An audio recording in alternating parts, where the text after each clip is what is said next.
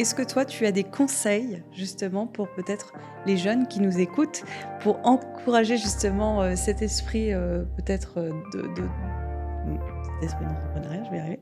On sait que de toute façon, les jeunes, c'est une génération de boomerang. Ils partent, ils reviennent. Donc, il faut leur laisser un moment aussi peut-être la possibilité de créer.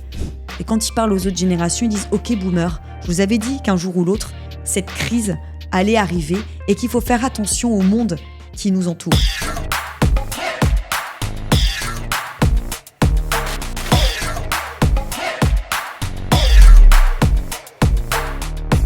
Bonjour et bienvenue au Cœur des Soft Skills, le podcast où nous explorons les compétences qui font la différence dans le monde professionnel et personnel. Je suis Noémie, consultante et formatrice en trade test et votre guide dans cette aventure au cœur des soft skills.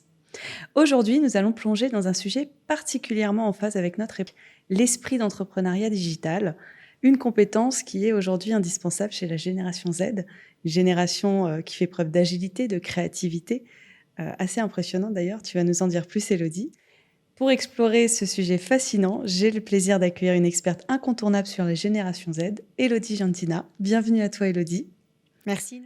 Élodie est professeure à l'IESEG, chercheuse, docteur en marketing et conférencière spécialisée dans le comportement des nouvelles générations. Elle accompagne de grandes entreprises comme des collectivités, des groupes du CAC 40, mais aussi des PME, et tu les aides aussi à mieux comprendre cette génération et à adapter leur stratégie en conséquence. Auteur de plusieurs ouvrages sur la génération Z en entreprise, vaste expérience qui va nous permettre aussi d'offrir à nos auditeurs une perspective sur l'esprit d'entrepreneuriat digital, notamment de cette nouvelle génération. Bienvenue à toi, merci beaucoup d'être avec nous aujourd'hui. Est-ce que tu pourrais te présenter un peu plus en détail à nos auditeurs ? Merci Noémie, je suis aussi ravie d'être présente aujourd'hui. Donc en effet, je suis enseignant-chercheur à l'IESEG, j'ai une thèse de doctorat et une habilitation à diriger des recherches, c'est-à-dire qu'en fait je mène de nombreuses études, tant qualitatives que quantitatives. Pour cette nouvelle génération, j'ai mené plus de 60 000 questionnaires en France et à l'international, plus d'une 50aine d'entretiens, des observations, donc c'est vraiment important d'être sur le terrain pour bien comprendre ces jeunes, d'un point de vue à la fois sociétal, mais aussi managérial. Et puis, j'ai mon entreprise, EG Consulting, où j'ai la chance d'être au contact des entreprises, des institutions, pour mener des conférences et éclairer les managers, les dirigeants, les professionnels sur toutes les questions liées aux jeunes et au rapport au travail. Alors effectivement, c'est une question qu'on peut se poser. Hein. Qui est réellement cette génération Z ? Est-ce que tu peux nous en dire plus là-dessus ? Bien évidemment. Alors, tout d'abord, quand on parle de génération Z, qui est-elle ? La génération Z rassemble tous les individus qui sont nés après 1995, qu'on appelle les digital natifs, puisqu'ils sont nés pendant l'ère du numérique. Oui. Donc, ils ont grandi avec et ils sont nés avec.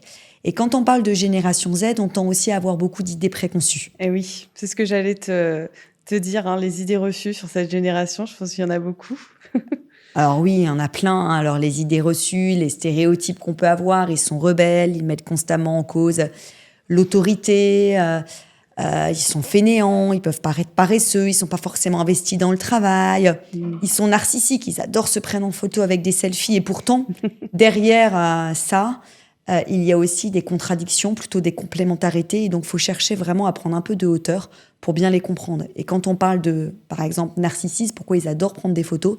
C'est parce qu'en fait, derrière ça, ils adorent créer. Ce sont des makers. Moi, je dis que c'est une génération de makers, de bricoleurs, un peu comme des petits Léonard de Vinci, qui aiment créer, qui aiment faire des choses avec leurs mains. Et je tiens quand même à dire aussi un élément qui est extrêmement important. Quand on parle de génération, quand on parle de jeunesse, les jeunes ne sont pas tous les mêmes. Parce que quand on parle de génération, on tend à accentuer les similarités en disant les jeunes ont les mêmes styles vestimentaires, les mêmes manières de s'habiller, ils vont tous chez McDo, chez Starbucks, chez Zara, chez H&M. Bon, bref, voilà, il y a une uniformité, ça c'est clair, mais il y a aussi des différences selon le milieu social, selon le lieu d'habitation, le fait d'habiter en ville, à la campagne, selon le fait de faire des études ou non. Donc il y a aussi des différences qui ne sont pas négligées. Alors, comment toi, tu définis l'esprit d'entrepreneuriat de cette génération Z ? Alors, bien évidemment, comme je l'ai dit, pour moi, c'est une génération de makers. Si je peux me permettre de reprendre un chiffre, on voit qu'il y a près d'un Français sur 4, 25%, et plus de la moitié des jeunes qui ont entre 18 et 24 ans qui ont envie de créer leur entreprise, selon une enquête d'OpinionWay. Donc, l'entrepreneuriat, c'est véritablement un choix de vie, comme le salariat. Les jeunes ont envie d'entreprendre, ils sont créatifs, ils n'ont plus forcément envie de travailler sous forme de métier. D'ailleurs, est-ce que la notion de métier aura toujours un sens demain ? Ils ont plutôt envie de travailler sous format mission, court terme, dans la création. Donc oui, ils ont un esprit d'entreprendre. Alors en quoi justement cet esprit d'entrepreneuriat peut être étroitement lié aux réseaux sociaux, à tout ce qui est nouvelles technologies ? On est sur une génération qui sont des digital natives, qui sont hyper connectés. Ils sont sur 5 écrans en même temps, l'iPad, le téléphone portable, la tablette, et même c'est la fin du monde de la télévision. On est dans le monde de la mobilité.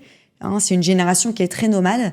Et c'est clair que les réseaux sociaux numériques, comme toutes les nouvelles technologies, ont accéléré justement ce processus de créativité chez les jeunes, puisqu'aujourd'hui, on voit des jeunes qui ont envie de créer, même via l'achat seconde main, comme Vinted, ou comme via Depop. Ils vont créer leur propre boutique en ligne via des sites de seconde main. Et donc, plus besoin pour certains même de se dire, bon, on va faire un petit job. Le petit job, ça va être de vendre des produits de la famille de seconde main en étant créatif. Donc, c'est clair que tous les réseaux sociaux vont accentuer justement cette relation à la créativité. Et on voit aujourd'hui qu'il y a des entreprises qui vont inciter les jeunes à participer au processus de co-création de produits, de valeurs, d'idées, de services. Et donc, les jeunes vont devenir des partenaires, des sortes de co-créateurs. Moi, j'aime bien dire, c'est des producteurs, à la fois des producteurs, mais aussi des consommateurs. Ouais, c'est intéressant. Et qu'est-ce qui distingue justement cette nouvelle génération sur l'esprit d'entrepreneuriat par rapport peut-être aux générations précédentes, selon toi ? Ce qui distingue cette génération Z par rapport aux autres générations dans le domaine de l'entrepreneuriat, c'est cette appétence pour le numérique. Et d'ailleurs, on voit bien que les entreprises sont en train de le comprendre et que pour créer avec ces jeunes, il faut aller sur l'ère du numérique. C'est pour ça qu'il y a autant de jeunes aussi qui sont sur YouTube, qui adorent TikTok, parce que derrière TikTok, c'est quoi ? C'est on crée des vidéos pour les partager à la communauté. Et ils aiment créer déjà dans le système de la consommation. C'est ce qu'on appelle le user-generated content. Cette envie justement de créer du contenu pour le partager avec les youtubeurs, etc.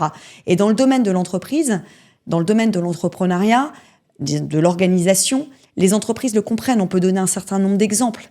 Par exemple, Crunch a voulu rénover à un moment son image de marque qui était un peu vieillissante. Et ils ont fait appel à des jeunes, adolescents, et ils ont fait appel à eux en leur demandant de participer à une campagne de crowdsourcing pour rénover leur image de marque. Et donc, les jeunes ont participé en créant des vidéos. Voilà. Et puis, il y a eu un challenge sur la vidéo la plus attractive.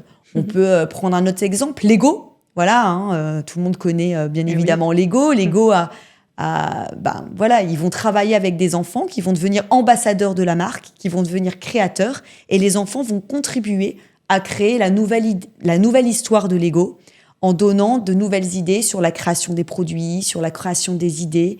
Donc aujourd'hui, les entreprises cherchent justement, via les réseaux sociaux, à faire des enfants, des adolescents, des jeunes adultes, toute la génération Z, des partenaires dans la co-création des produits et des services. Alors, tu évoquais, Élodie, notamment la créativité. Est-ce qu'il y a d'autres compétences sous-jacentes à cet esprit d'entrepreneuriat ? J'imagine que oui, parce que toute soft skills est assez transverse. Oui, complètement. Alors, moi, je dirais l'importance de l'esprit d'initiative et d'autonomie. Les jeunes ont besoin d'autonomie pour créer. Quand je parle d'autonomie, c'est pas de l'indépendance. Ça veut dire qu'ils ont besoin de cadre, ils ont besoin de coaching, ils ont besoin de feedback quand ils prennent des initiatives. Je dirais aussi ne pas avoir peur de l'échec. Ça, c'est un atout aussi pour cette génération-là.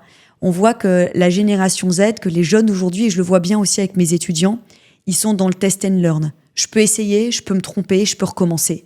On est dans une culture aujourd'hui de l'expérimentation. Pourquoi ? Parce qu'on est face à un autre rapport à l'information. Avec Internet, le rapport à la connaissance, à l'information est complètement différent. Donc, ces jeunes sont prêts aussi à se dire on peut se tromper et il y a un rapport à l'avenir qui est différent, plus qui est dans le court terme, qui est plus dans l'incertitude, et donc il y a cette acceptation de pouvoir se tromper.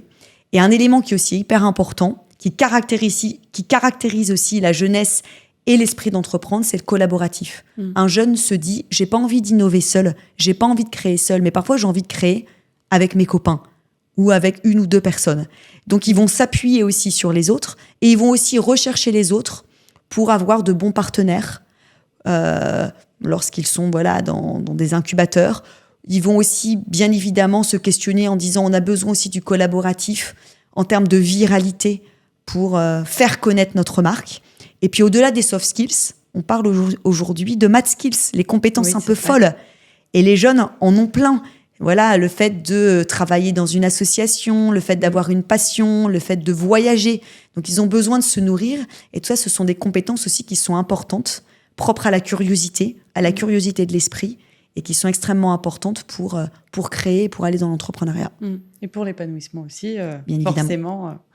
Alors, est-ce qu'il y a un nouveau modèle justement d'entrepreneuriat un peu hybride ? Alors, je dirais que oui. On est face aujourd'hui à un phénomène de slashing. Le slashing, c'est pas un épiphénomène, c'est vraiment un phénomène profond. Il y a 10 ans, il y avait 3% de slasheurs. Aujourd'hui, on est à peu près à 20%. C'est quoi ? C'est le fait d'avoir plusieurs activités. Je peux être entrepreneur tout en étant salarié. Et tout en gardant une sécurité de l'emploi. Voilà. Ouais. Donc, on est sur des modèles hybrides. On n'est plus sur un métier et un seul métier pour toute une vie. On va être sur l'hybridation, c'est-à-dire, je travaille et puis à côté, j'ai envie de créer. Et ça, on le retrouve aussi de plus en plus et de plus en plus tôt auprès des étudiants. Donc, moi-même, étant professeur à l'IESEG, j'ai mes étudiants constamment avec moi. Avant, on voyait que les étudiants attendaient la fin de leurs études pour créer. Et aujourd'hui, ils ont un rapport au temps qui est complètement différent. S'ils ont envie de faire quelque chose, ils veulent le faire maintenant.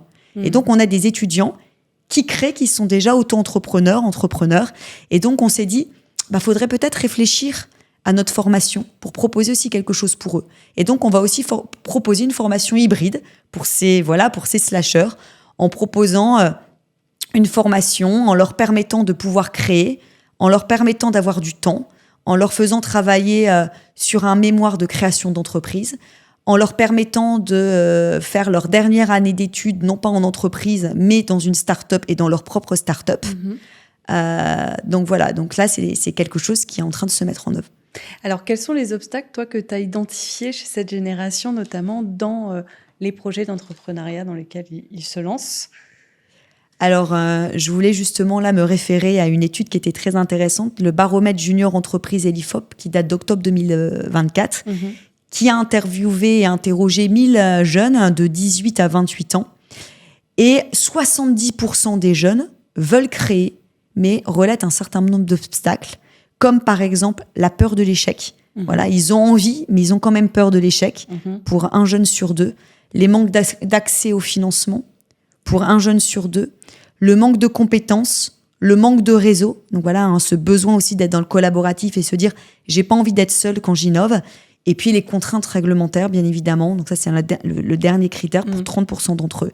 Et on voit qu'il y a aussi un effet du genre entre les filles et les garçons. D'après cette étude, il montre que les obstacles concernent davantage les femmes que les hommes.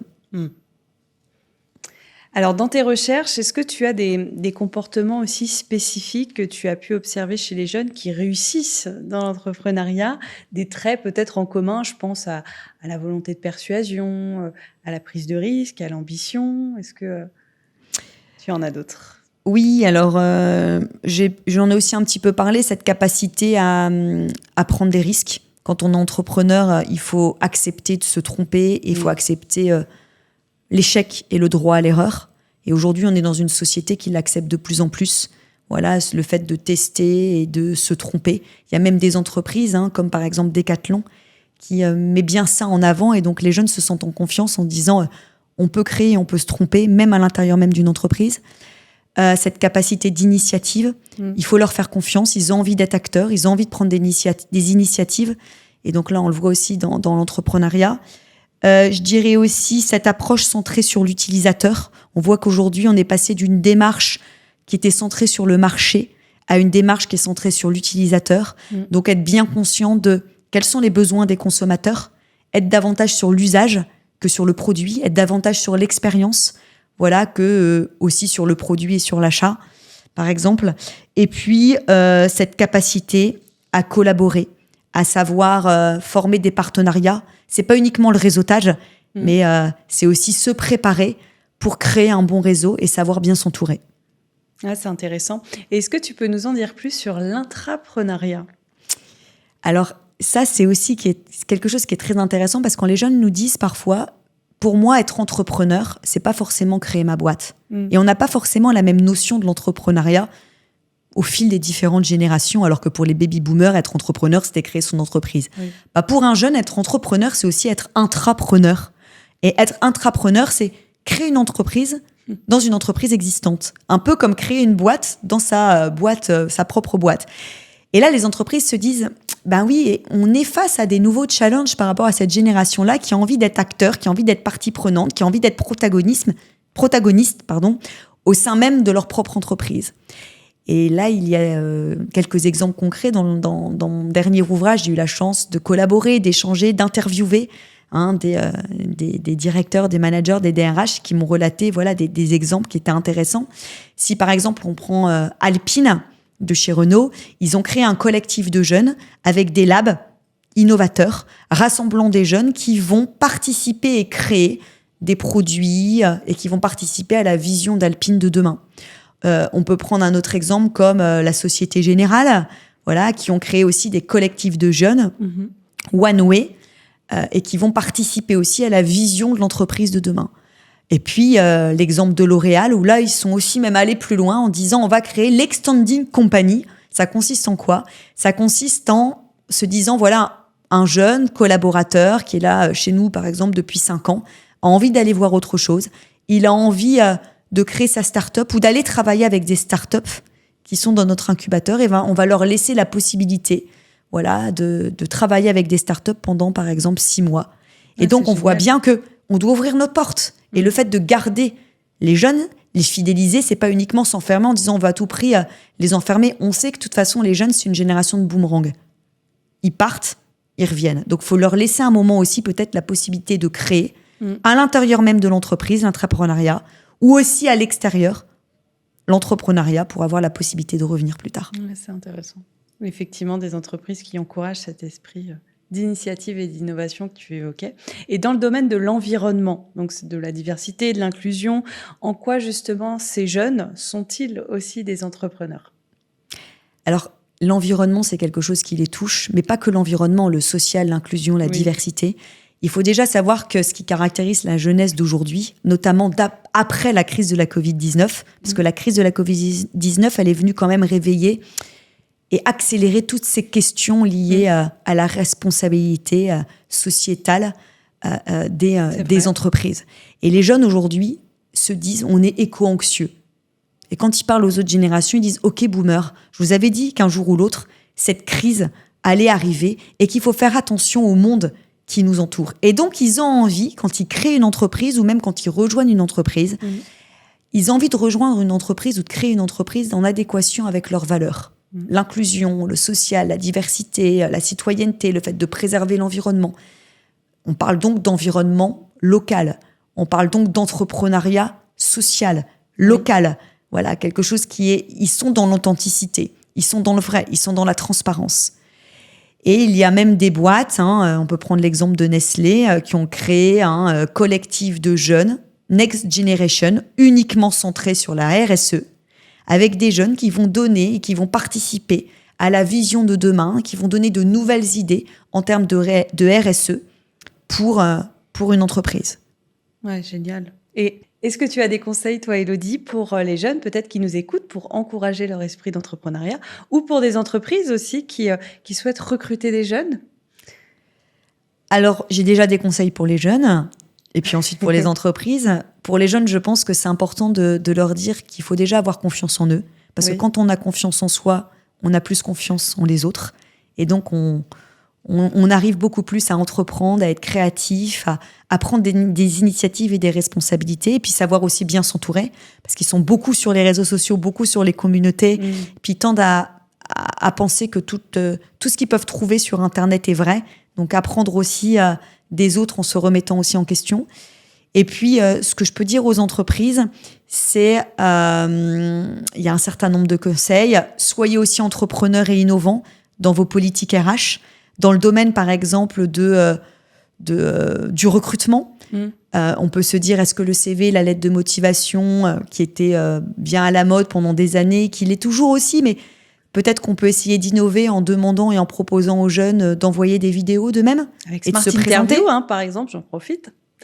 Voilà. de vidéos différées pour les précales, notamment de Central Test. Les jeunes adorent ça. Oui. Et en fait, on va travailler sur leur esprit de maker. Et puis pour l'entreprise, ça donne aussi une image créative.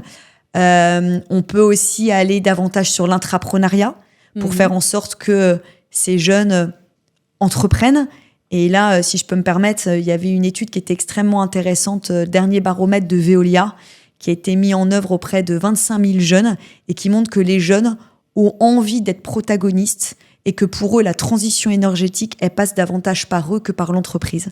Et donc, ils ont envie de créer à l'intérieur même d'une entreprise, dans plein de domaines liés à la RSE.